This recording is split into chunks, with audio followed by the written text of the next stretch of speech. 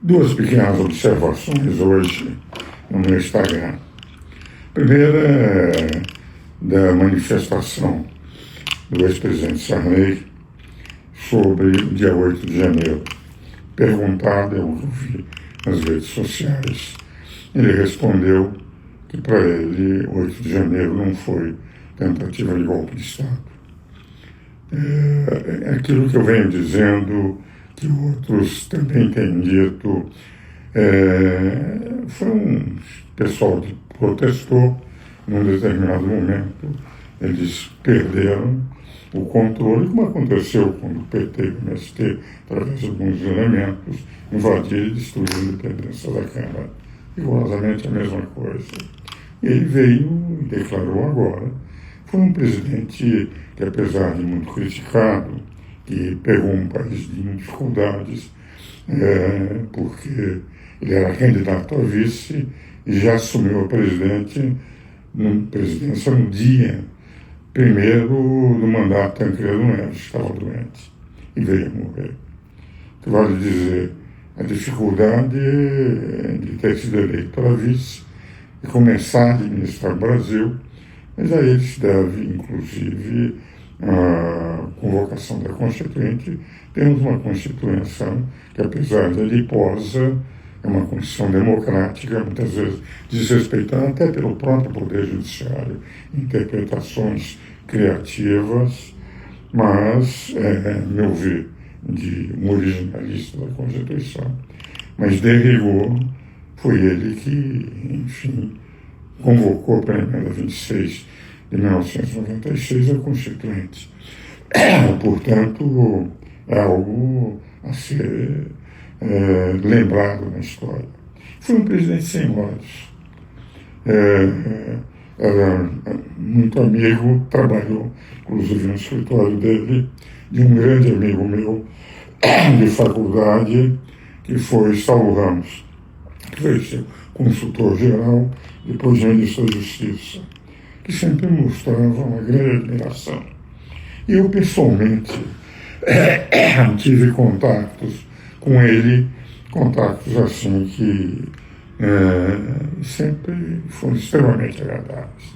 Fui nomeado para aquela comissão que ele denominou de notáveis para repensar o Pacto Federativo, com Roberto Barroso, Nelson Jobim, Paulo Barros Carvalho, Bernardo Api, Gerardo Marcel e outros, éramos 13.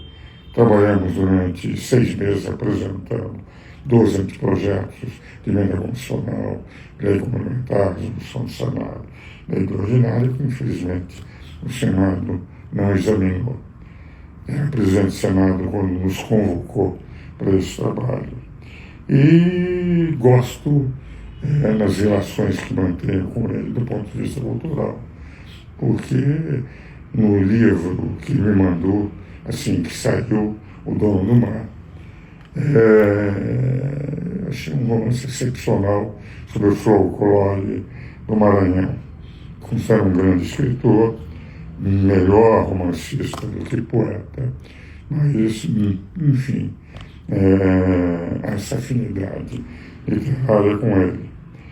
E ele foi um presidente de conciliação, era um presidente que procurava pacificar. E a sua observação de 95 anos de idade, 5 anos mais velho do que eu, admirável, porque ele declara com todo o conhecimento de quem foi presidente do Senado, foi presidente da República, que 8 de janeiro não foi tentativa de golpe de Estado, nem golpe de Estado, mas que aquilo decorria de uma judicialização da política, de uma politização do judiciário, o que vale dizer, havia mais uma tensão entre poderes, mas nunca um golpe de Estado, aliás, porque ninguém tinha arma nenhuma para fazer. Concordo com o presidente Sarney.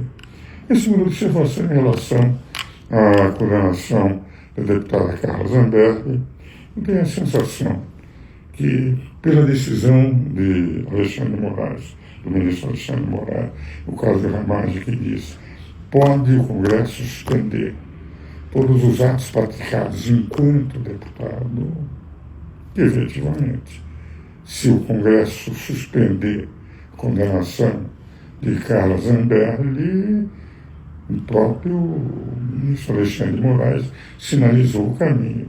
Quer dizer, fica suspenso até ela deixar o mandato. Não vai se poder aplicar a pena a ela.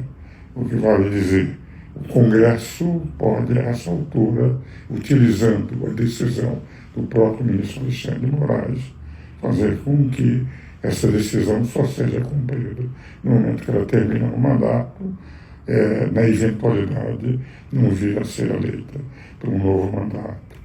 Enfim, são considerações que eu queria trazer para os meus seguidores referentes à manifestação do presidente Sarney e a decisão do ministro Alexandre de Moraes e da turma a que ele pertence em relação à condenação de Carla Zambelli.